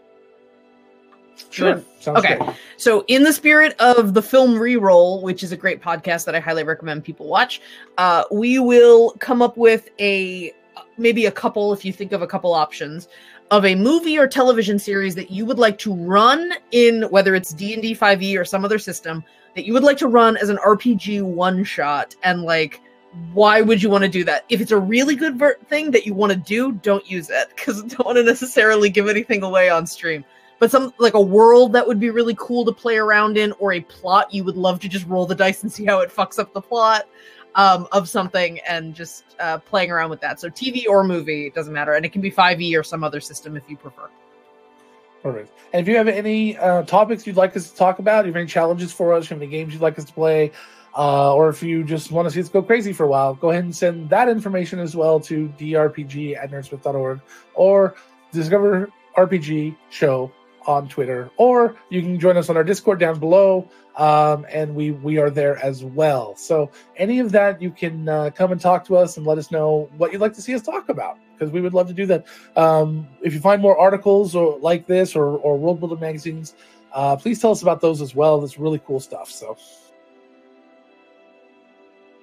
is it Devious Muppet one word? Devious Muppet, It should be all one word. Devious Muppet on Twitch, I believe. Any It's capitals brand or new. anything? I haven't done anything. I don't know. I really don't remember. Honestly, I'm so sorry, guys. It's a completely new thing. Let me see if I can find it. It's capital D, capital M, but I don't know if that matters. I put it in the chat. Perfect. Rather, I'll put the actual URL in the chat. There we go. And we did it at the same time. Haha. So that's so that's where I'm going to be. Angela did some amazing art for my layout, and I love it. So you can come and join us there. Hopefully, probably 3:15ish. I'll start that, and we'll go on from there. So I mean, it's just going to be goofy silliness. I have no idea if I'm going to be good at doing that. I think having somebody watching with me and talking, somebody I can talk to run chat as well would be a great help. But we'll see what happens. I don't know. I have no idea. It'll If I'm be horrible at it, wonderful. I probably will never do it again. So that's not true. I don't think you can avoid the dance party, though. I don't think that you Dance cannot party? end the episode with our dance party. All right. Because we're late. Is that what you're saying? We are. Yeah, I'm trying to wrap up. Wow, we made it to the exact last song inside of RPG General. That's perfect. That's shameful that we only have 2 hours of general RPG music. Well, I didn't do the first 10 songs because we okay, were already gotcha. through those. So, All right. but literally, yeah, I started. It's amazing. So anyway, there's our theme music. Thank you guys so much again. Yes. Thank you to World Anvil for allowing us to use their software. Thank you to worldbuildingmagazine.com for the permission to use their magazine article. Go check them out. And thank you for the raid from World Anvil. We Thank you loved for having raiding. those Yes, of you who thank you for all the stayed. Thank followers. you. If you like our content, you want to see more of it, you can go to nerdsmith.org/donate, and you can make a donation there to us. Or you can, of course, just subscribe to the channel here. Either one of those works really well. Thank you guys again. And anything else, Angela? As always, I just hope everyone be good to each other. Alrighty, guys. Thank you so much. Love you all. Bye-bye.